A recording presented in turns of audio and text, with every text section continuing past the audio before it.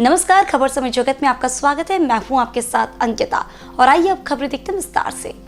भोपाल 2023 में होने वाले विधानसभा चुनाव को लेकर कांग्रेस ने जमीनी स्तर पर काम शुरू कर दिया है। पूर्व मंत्री सज्जन सिंह वर्मा ने बताया कि पूर्व मंत्री और वरिष्ठ नेताओं को विभिन्न जिम्मेदारियां सौंपी गई हैं, ताकि वह जमीनी स्तर पर काम करे और जनता को आने वाली समस्याओं को जाने, ताकि इन बिंदुओं को कांग्रेस अपने वचन पत्र में शामिल कर सके। इसके लिए लगातार सभी नेता अपने अपने क्षेत्रों में काम कर रहे हैं। पूर्व मंत्री सज्जन सिंह वर्मा ने धर्मांतरण को लेकर कहा कि यह एक बड़ा अपराध है। जो भी इस प्रकार का कृत्य करता है उसके खिलाफ सख्त कार्रवाई होना चाहिए। पूर्व मंत्री ने यूरिया की कमी को लेकर भी प्रदेश सरकार पर निशाना साधा। उन्होंने कहा कि यूरिया की कमी की जिम्मेदार प्रदेश सरकार है। दरअसल पूरे प्रदेश में किसान यूरिया न मिलने से परेशान हैं। हालांकि इस मामले को लेकर कांग्रेस सरकार पर हमलावर हो गई है। मध्य प्रदेश में सारा की सारा बीजेपी के नेतागण खाद का धंधा कर रहे हैं।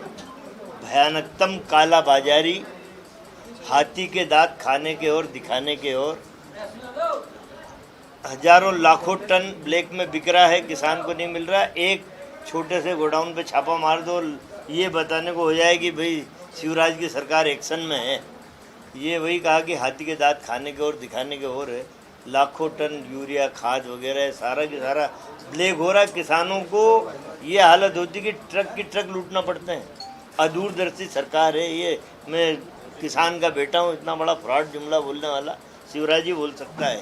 देखिए, हम तो ये कह रहे कि धर्मांतरण एक अक्षम्य अपराध है। जबरदस्ती कराया हुआ धर्मांतरण ये बड़ा सामाजिक अपराध है। किसी भी धर्म का व्यक्ति, धर्मगुरु यदि जबरदस्ती धर्मांतरण कराता है तो उसको जेल की सलाखों के पीछे होना चाहिए। हमारा एक ना, इसमें कहीं किसी भारतवासी का दो मत हो ही नहीं सकता। लेकिन क्यों हो रहा है इस पे भी तो गौर करिए। क्यों हो रहा है? ये फेल्योर सरकार है, इसलिए ये बातें बढ़ रही। देखिए, ये बात सही है।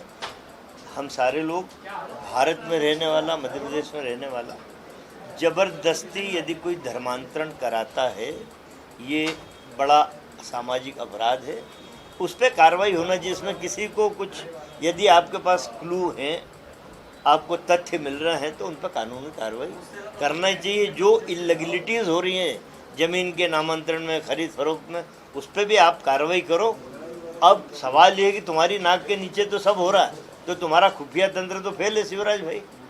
बस दिखाने भर के लिए नौटंकी हो जाती है, एक आध आदमी पकड़ में आ जाता है और अपनी वाहवाही लूटने के लिए नरोत्तम मिश्रा आ जाते हैं कि देखिए हमने पकड़ा। अरे तुम्हारे नाक के नीचे तो हुआ सब कुछ, कहाँ था तुम्हारा खुफिया तंत्र? फेल।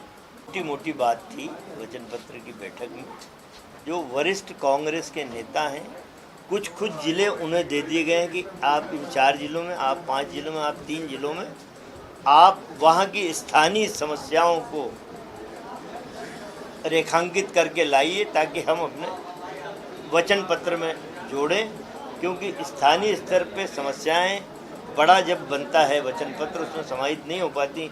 यदि हम ज़मीन लेवल पे जाके, मान लो गुना जिला की किस तरह की समस्या है, वहाँ पे आदिवासियों के साथ रेप और अत्याचार खूब हो रहा है, उनकी ज़मीनें छीनी जा रही। मालवा तरफ आ जाओ तो यहाँ पे किसान का लहसुन और प्याज नदी में फेंकना पड़ रहा है। किसान, आप इंदौर तरफ चले जाओ, नौजवानों के हाथ बेरोजगारी से भरे। तो ये अलग अलग जगह का अलग अलग पर्यावरण है और उसके हिसाब से अभी मोटी मोटी बात हुई है। महिलाओं क्या सोचती हैं, किस तरह उनके घर का बजट गड़बड़ा है। आज मध्य प्रदेश में नंबर 1 है अपराध में महिला के खिलाफ। महिला के प्रति सबसे ज़्यादा बलात्कार, बच्चों के साथ सामूहिक रेप, ये हो रहे हैं। सारी बातें वचन पत्र 3 महीने पहले, चुनाव से पहले देखिए एक बात समझ लीजिए। अभी शुरुआत हुई कल की बैठक से।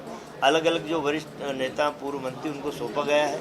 रिपोर्ट आने में टाइम लगेगा। अभी चुनाव तो दूर है, अभी तो 1.25 साल है अभी तो चुनाव में।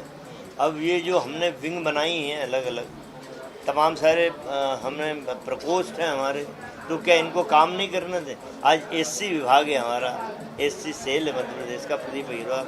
अब यदि वो कोई सम्मेलन करना चाहते हैं, उनको लगता है कि बाबा साहब का लिखा हुआ संविधान, अंबेडकर जी का संविधान खतरे में है।